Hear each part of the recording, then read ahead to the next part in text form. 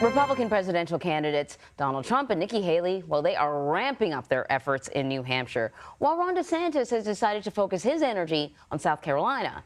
Meanwhile, President Biden is leaning into his reelection bid and highlighting pro-abortion rights messaging on the campaign trail.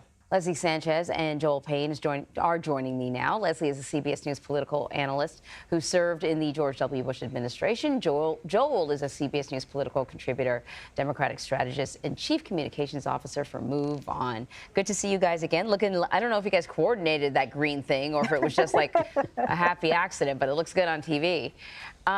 Leslie, I'm going to start with you.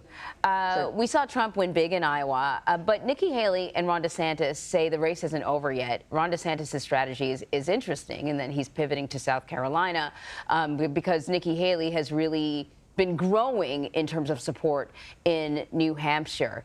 But it kind of almost feels like almost a done deal.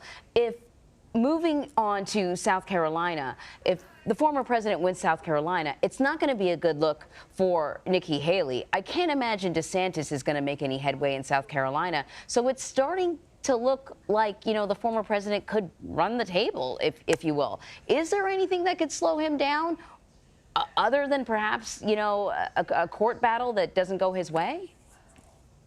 Anne-Marie, I almost argue that a court battle doesn't go his way. It actually propels his campaign. If you just look at a chart in terms of once his litigation began to tick up, so did the support and the galvanization of the core base of the Republican Party. And those two are synonymous in terms of movement.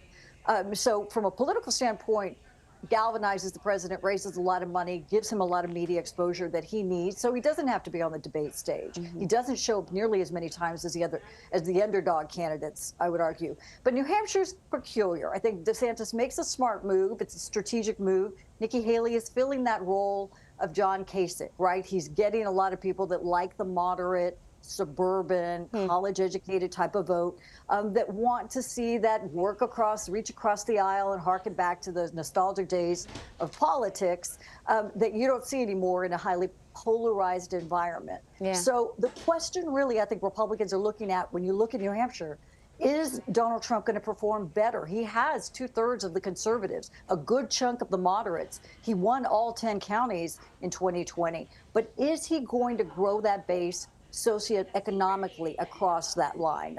Is he going to lean more into the college educated? Because a lot of the base is the working class, that middle class that really is responding to his message. That's, I think, when you dig down into New Hampshire, what people are looking at and where DeSantis may have an opportunity in South Carolina. Yeah, I actually thought it was really surprising that I had heard a recent discussion that said that Donald Trump, compared to the last time he was competing in primaries and caucuses, had actually grown.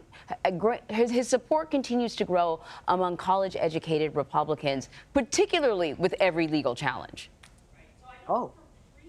Absolutely. I mean, and I'm sure Joel has a response to that, a theory of why it may be. But people were starting to see that fighter image.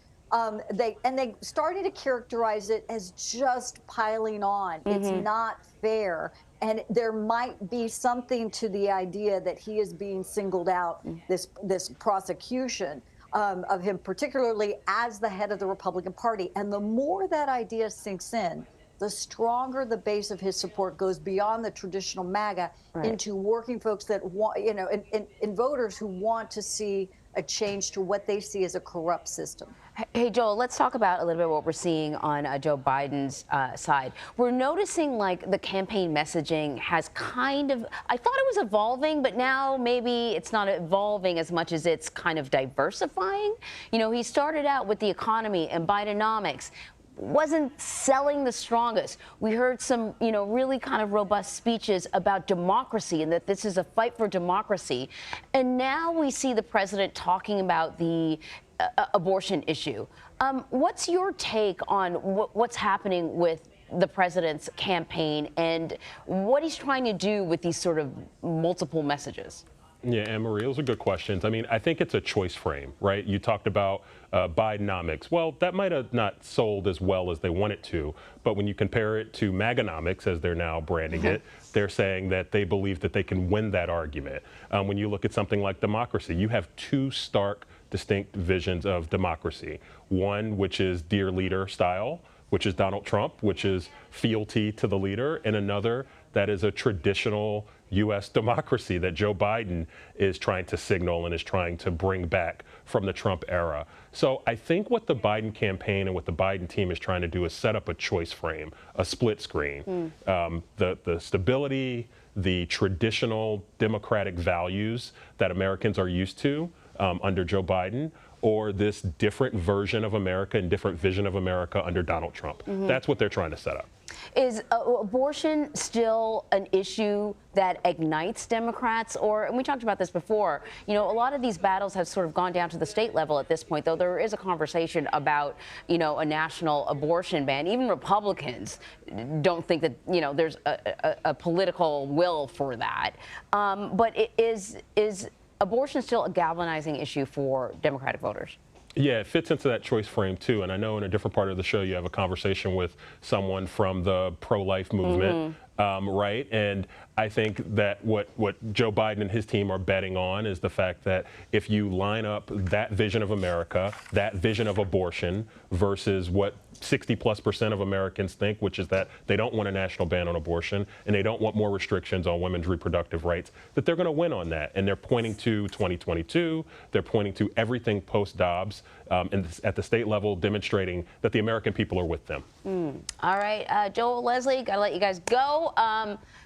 Joel, I hope that you navigated the weather okay. I don't know what it's like in D.C., but I'm suspecting that the snow is already starting to come down, right? Always good to be with you. All right, good to be with you, too. Bye, Leslie.